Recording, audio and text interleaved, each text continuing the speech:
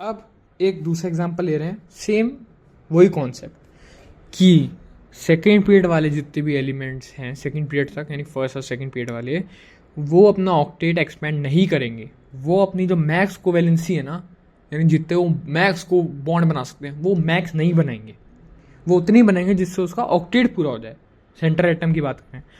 अब third period, fourth period, fifth period, जितने भी सेकेंड पीरियड के बाद जितने भी एलिमेंट्स आएंगे, वो अपना मैक्स कोवेलेंसी, जितने मैक्स बॉन्ड बना सकते हैं, वो जितने वैलेंस इलेक्ट्रॉन होंगे उतनी मैक्स कोवेलेंसी होगी।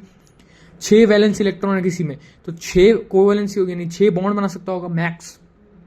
तो वो अपना ऑक्टेट एक्सपेंड कर लेगा 6 बॉन्ड बनाने के लिए। बनाएगा वो 6 बॉन्ड ही बनाएगा, वो मैक्स तक बनाएगा। अब एक एग्जांपल लेंगे AlCl3, से सब समझ आ जाएगा। एल्यूमिनियम जो भी, क्लोराइड जो भी है, AlCl3, तो बीच में centre atom Al, single bond single bond single bond, Cl अब ध्यान से देखना, एल्यूमिनियम जो होता है उसके वैलेंस, उसके पास टोटल इलेक्ट्रॉन होता है 13, यानी 2 8 3 2 8 3 इसके पास वैलेंस इलेक्ट्रॉन्स है, यानी इसकी मैक्स कोवेलेंसी कितनी है 3, यानी मैक्स कितने बॉन्ड बना सकता है ये 3। और क्योंकि ये एल्यूमिनियम थर्ड पीरियड का है, यानी ये मैक्स कोवेलेंसी तक ही बनाएगा।